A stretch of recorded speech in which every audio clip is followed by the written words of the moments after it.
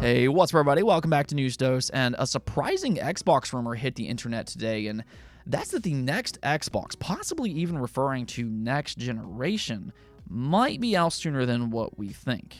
Now, there are some questions left unanswered here, though, so I want to dive into that today and see if we can maybe have a good conversation about what exactly is happening here. Then also, a Nintendo port just kind of randomly released out of nowhere, and this is pretty cool stuff that I think everybody who has a PC, a Steam Deck, a ROG Ally, or any kind of PC-like device needs to know about this before it's possibly too late. Definitely stay tuned for all of that, but with that said, let's just go and jump right into our first topic of the day, and we're going to go and piggyback off of yesterday's topic being about those Sega revivals. Sega is absolutely rolling right now with classic trademarks. Of course, they just revealed Jet Set Radio, Golden Axe, US Shinobi, Crazy Taxi, and Streets of Rage, and all of that already is exciting enough, but it's that final tease that everybody wants to know about. They let it be known that there's more revivals on the way. Now, they've even since reiterated that in an interview. So this is just the beginning. And if you grew up with Sega, the fun is about ready to begin. More trademarks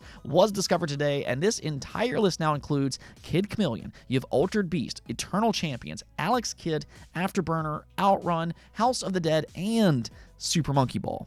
Now, technically, before we get too far ahead of ourselves, nothing is confirmed just yet, but considering the timing of all of this, it's kind of hard to believe that these trademarks was just conveniently filed right around the same time of that new era trailer. It's a little bit suspicious to say the least, but man, if any of this does come to fruition, this is huge news, because what this tells you is that anything and everything within the Sega library is absolutely on the table. I mean, how many of us really thought that games like Altered Beast and Kid Chameleon could possibly be revived with brand new games in the 2020s? I know I certainly wasn't expecting that. I mean, Kid Chameleon, we haven't seen a new title since 1992, I want to say. Correct me if I'm wrong about that. I know it recently came over to Switch Online, but it sounds like there's actually a chance that we could get a legitimate sequel in the 2020s, and this is really cool to hear. Kid Chameleon, it does have a creative premise where the protagonist can shapeshift into different characters in order to use different abilities. I actually think that could be fully utilized in a brand new title. Could actually turn out to be a pretty creative game. They don't even necessarily need to make this a AAA style of game either, but it is one possible revival that they recently referred to with these trademarks. Altered Beast, that's another one that I certainly wasn't expecting. It's kind of this strange beat-em-up style game that was made way back in 1988. Once again, you play as a protagonist that can take the form of multiple beasts, and that premise, it could actually translate into a new game. Sure, the gameplay might need to change, but that's the idea, to bring back these once beloved IP to modern day times. Games that were once dead and thought to be gone forever are now coming back, and even more so, that creative, that bizarre Sega that we saw back in the 90s go toe-to-toe with the behemoth that is Nintendo is returning to form. Gone are the days that they mostly stick with Sonic, Yakuza, and Persona. Not all those games are great, but there's now potential that we'll see so much more under the Sega umbrella. Possibly Panzer Dragoon. You have Shining Forces. There's Knights. That's an incredibly interesting title. There's Rystar, Skies of Arcadia, and just so much more. All these games are now on the table, and I mean, if you grew up with Sega, this is just such incredibly exciting news. Let me hear from you all, though. What is your most wanted Sega game for a revival? Let me hear it. Now, speaking of game revivals, though, let's go and talk about the KOTOR remake, Knights of the Old Republic, because it definitely sounds like there is an internal desire to make this game happen. This is coming from Disney's head of gaming, where Axios asked him about the remake and some of the rumored issues that they've been facing. I mean, there's currently a lot of speculation that this game might possibly be dead, but this was his response. Not a lot I can say on that point for some hopefully obvious reasons, but KOTOR is obviously an incredibly popular game, one that we are incredibly proud of and think there's still a lot of demand for. I'll leave it there. Now, the thing that kind of stands out to me with this statement is that he leaves the question open-ended. He clearly lets it be known that they see a potential future for KOTOR, and this is now the third company that we've heard similar things from. It was also recently reported that LucasArts and Embracer Group has a desire to see this game through.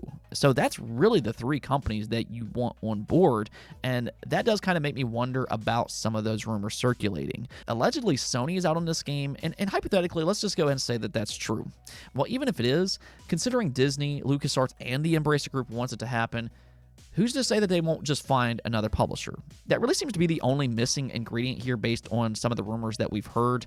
So my take on this is that the KOTOR remake will eventually happen. It might not necessarily be on the time frame that everybody wants, but I don't think that this game is dead in any shape or form. It just might be very much delayed, and who knows about the Sony rumors? Who knows if any of that's true?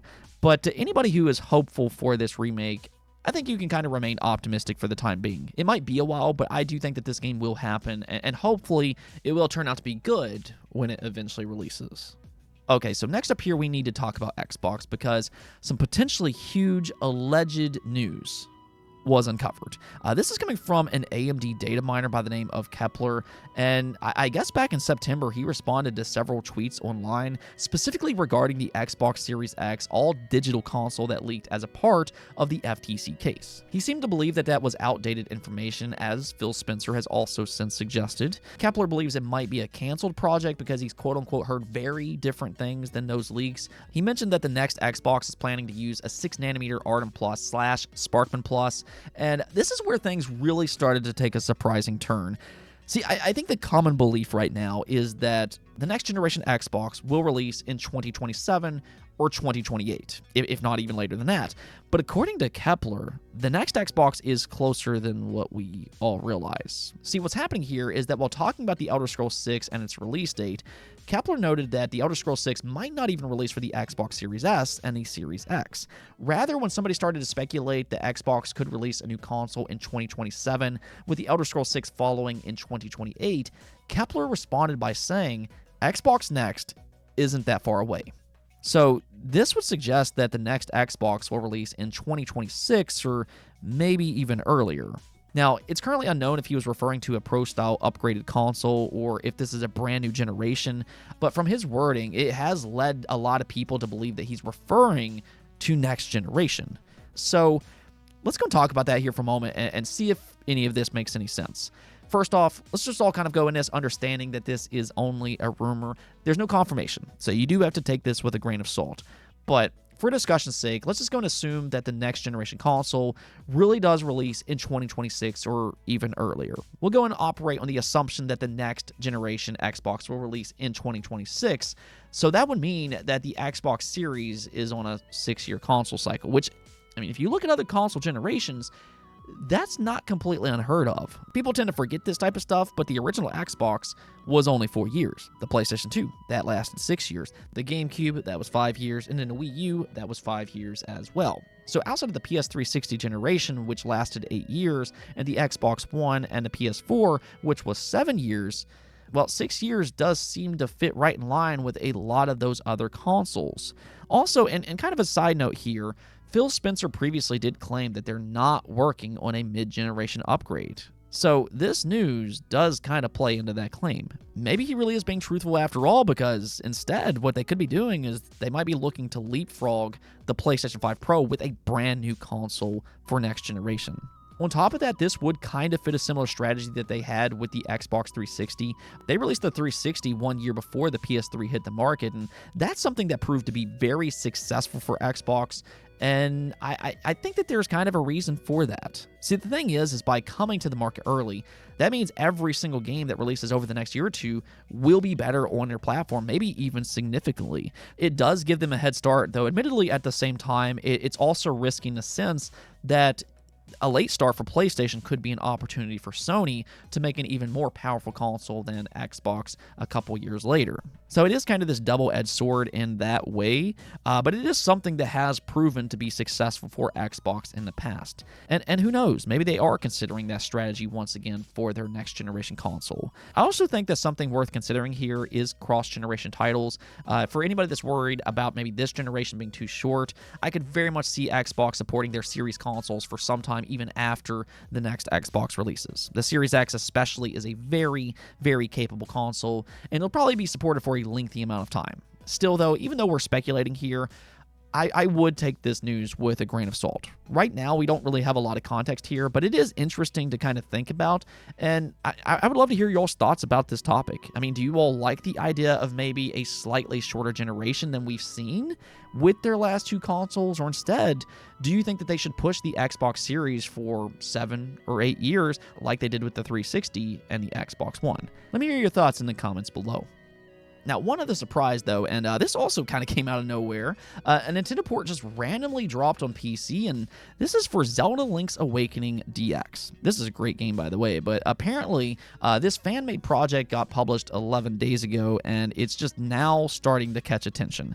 I saw several tweets about it yesterday with people just glowingly praising how good it is. You can actually see here, posted by Digital Foundry's John Linneman, he said that this is truly amazing. Playing Link's Awakening at 1:1 pixel scale with 120 FPS scrolling, you can zoom the map all the way out and the entire world is active. And that's one of the reasons that this is such an interesting fan-made project. It's seamless from what I've seen. You can scroll out to your heart's desire, it looks great, and you can also explore without all of those load screens. It's actually really impressive stuff. I mean, this is how you port these old games with love and care. Something that game publishers might want to go ahead and take note of themselves, but that is kind of the thing here that I want to talk about. Considering this is a fan-made project and, with it gaining more and more attention, I'm actually a little bit surprised that this is still up as of this recording. I would recommend downloading this immediately. Go save it somewhere because, yeah, Nintendo might put their ninjas on this one here sometime soon. But if you do download it, you can play it on your PC. You can play it on a Steam Deck. I've seen pictures of that online, and there's a whole tutorial out there. I will drop a link for that in the description below. Or, hey, you can also play it on the ROG Ally. It might actually be a little bit easier to set it up on the ROG Ally, considering that is a Windows device. But one thing is for certain here. If you have even the slightest interest in playing this game, you might want to download it ASAP. Okay, so let's go and take a look at the poll of the day here, though, where I asked you all, do you like the idea of a multiplayer Spider-Verse game? That is in the rumor mill right now, and as you can see here, 26% of you all said, yeah, sounds interesting. 50% said, no, not for me. And then another 20% of you all said indifferent, which could go either way. So that's a pretty decent-sized interest. Of course, some of that depends on the actual reveal, if it ever actually happens. But, I mean, we know that Sony has a lot of live service games in development, so a Spider-Man multiplayer game could fit into that strategy, though I do kind of wonder how it would play. Maybe more of a cooperative game. I think that could maybe work out with each player assuming the role of a different Spider-Man. I mean, I could see how that could be a fun take, and, if anything, this is Insomniac that we're talking about. One thing that Insomniac knows how to do is they know how to make fun games, so at the bare minimum, I'd at least be interested to see what they can come up with. Anyways, though, that's it for this episode, but if you liked the video, don't forget the bell notification and subscribe button for more content just like this. Also, if you'd like to support the channel through Patreon, thank you for making this content possible. Peace out.